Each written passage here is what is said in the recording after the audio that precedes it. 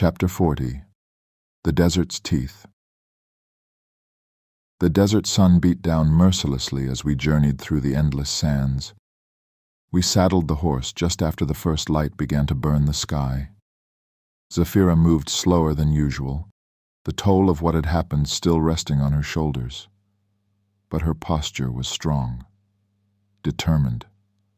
I mounted behind her, letting her lead, though it set me on edge, not knowing exactly where we were going. Instead of turning northward toward the more familiar paths back to the palace, she veered west.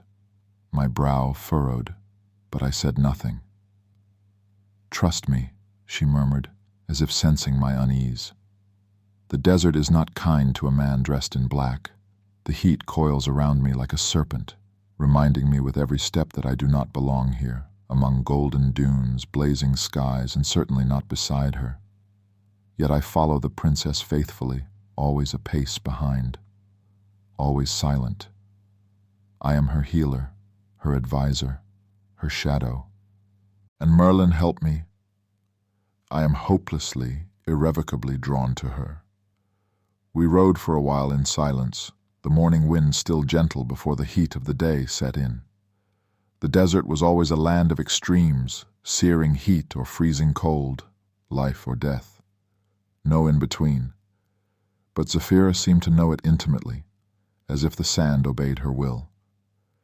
She slowed the horse near a boulder-shaped cluster of rocks and dismounted with purpose. I followed, curious. That's when I saw it, a squat, four-legged animal with shaggy tan fur and horns that curved backward like a crescent moon. It made a low grumbling noise, but didn't flee as she approached it gently. "What is that?" I asked, frowning as she knelt beside it and began milking it into a leather pouch. "Ashara," she said, smiling faintly. "It only gives milk during the dry season. It's rare to see one out this far." She corked the pouch and handed it to me.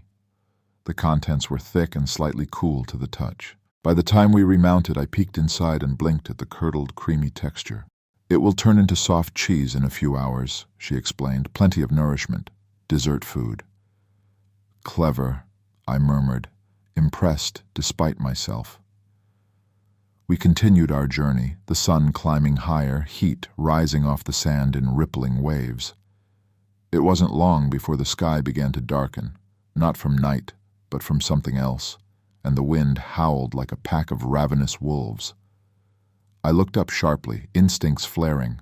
A massive wall of wind and dust loomed on the horizon like an ocean wave poised to crash over us. "Sandstorm," Zafira said urgently, kicking the horse into a gallop. "Come on!" We rode hard, the wind beginning to scream around us. Just before the storm could swallow us whole, she yanked the reins and led us into a crevice between two jagged rock formations. It was barely wide enough for the horse, but it shielded us from the worst of the storm. The sky cracked into a fury of sand and broken wind as we dove into a narrow slit between the rocks. The storm hit instantly. The sandstorm hit like a beast with teeth, roaring and howling outside our rocky refuge. Sand scraped the stone, clawing at us as we pressed deeper into the crevice. Sand screamed across the opening. The air thickened, suffocating. The space was punishingly tight, forcing her body flush against mine, every line of her pressed to every line of me. We huddled together, her close, warm against me in the narrow space, the horse shifting nervously behind.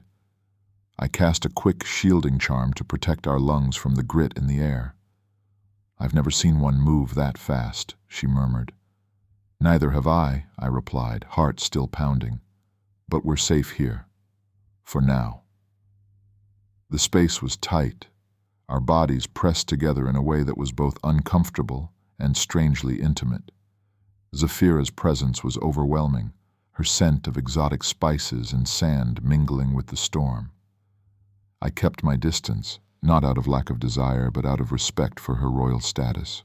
Her hands, however, seemed to have a mind of their own, roaming over my body with a curiosity that was both thrilling and unsettling.